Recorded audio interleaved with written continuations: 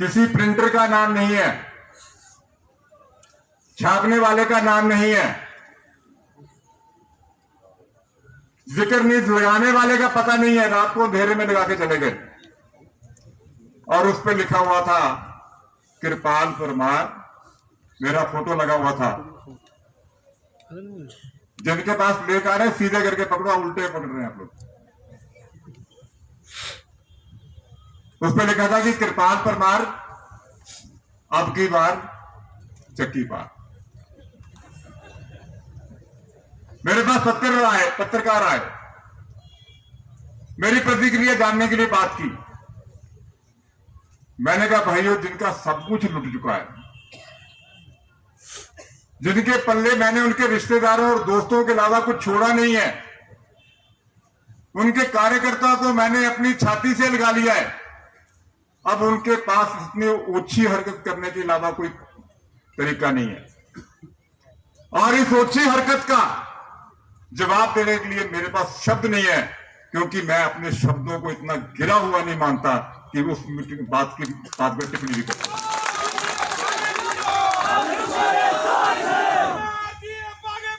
हम तुम्हारे साथ हैं, हम तुम्हारे साथ हैं। अध्यक्ष जी, मेरा जीवन पूरा समाज सेवा में गुजरा है, भारतीय जनता पार्टी का काम करते हुए गुजरा है। कोई भी व्यक्ति ये तय नहीं कर सकता कि वो किसके घर और कहां पैदा होगा, लेकिन इंसान ये तय कर सकता है कि मेरी कर्म भूमि कहां होगी और मैं मरूंगा कहां। मैं कहां पैदा हुआ ये वो तलाश करते रहे, लेकिन आज मैं यहां पे बता देता हूं कि फतेहपुर मेरी कर्म भूमि है, फतेहपुर मेरी कर्म भूमि रहेगी, और फतेहपुर में प्राण दूंगा, आप लोगों की सेवा करता रहूंगा। जय श्री राम, जय श्री राम, जय श्री राम, जय श्री राम, जय श्री राम, जय श्री राम, जय श्री राम। मेरा घर माननीय राकेश ठानिया जी की कॉन्स्टिट्यूंसी में आखिरी पंचायत है, उसके बाद फतेहपुर शुरू हो जाता है। गांव का नाम काथल है, पंचायत को लेता है। वहां आप लोग आते जाते हैं। मैं जो यहां कह रहा हूं कि मेरा धर्म सेवा है। आदरणीय अध्यक्ष जी, मैं बड़ा भावुक होकर आपको बताना चाहता हूं कि मैं ही नहीं, मेरा परिवार भी इस जनता की सेवा में समर्पित है। आप जब मेरे घर आते हैं तो मेरी पत्नी आपके लिए चाय बनाती है, मेरे बच्चे आपके जूठे बर्तन उठाते हैं। छुन्ना बाइशेर मैंने कहा है, यहां बैठे हैं, मेरे अपने गांव में रामनवमी के अवसर पर अपने गांव में लेकर गए थे। हरिजन बस्ती में कार्यक्रम था, वहां के एक कार्यकर्ता ने, हरिजन जो नेता थे, उन्होंने जो बात कही मैं आपके बीच में रखना चाहता हूं। उन्होंने कहा कि हम कृपाल परमार जी के घर गए थे, इनके बेटे ने पहले चाय पिलाई, पहले पानी पिलाया, हमारे जूठे गिलास उठाए, फिर हमें चाय लेके आया, फिर जब हमने चाय पी ली तो फिर जूठे कप उठाए। तो जब कप उठाने लगे तो हमें थोड़ी सी शर्म आई, हमने उनका हाथ पकड़ लिया और पूछा कि बेटा घर में कोई नौकर नहीं है क्या? तो मेरे बेटे ने जो जवाब दिया वो सुनने लायक है। उसने कहा कि घर में नौकर 2 हैं, लेकिन आप लोगों की सेवा करने की जिम्मेवारी हमारी है।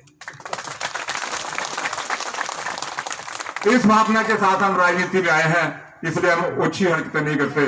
मैं जिन लोगों ने जो बात की है उनकी आईडी भी फर्जी है, उनकी डिग्री भी फर्जी है, उनके सर्टिफिकेट भी फर्जी हैं, उनके एफिडेविट भी फर्जी हैं।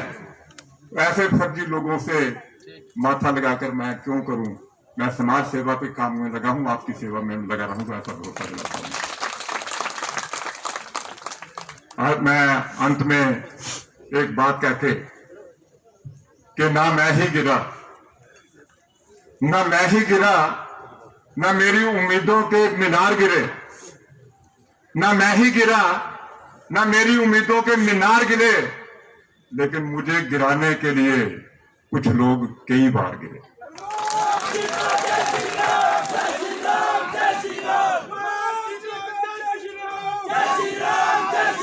लेकिन मुझे गिराने में कई लोग कई बार गिरे, उनको ये गिरना मुबारक है।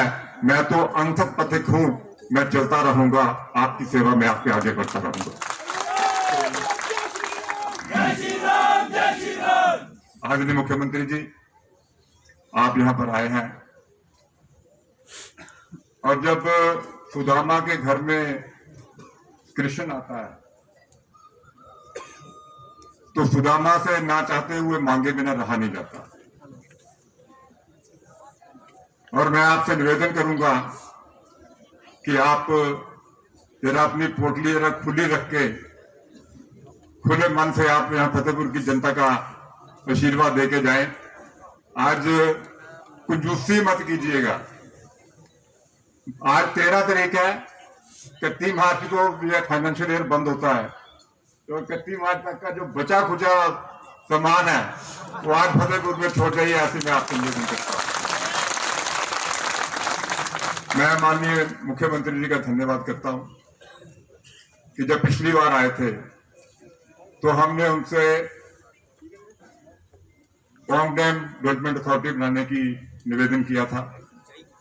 उन्होंने पोंग डैम डेवलपमेंट अथॉरिटी का गठन किया है। इसके लिए जोरदार तालियों से उनका धन्यवाद करें, क्योंकि जब ये अथॉरिटी काम करने लगेगी तो इस इलाके के नौजवान लोगों के लिए बहुत से रोजगार के अवसर मिलेंगे, ऐसे मेरे मानना है।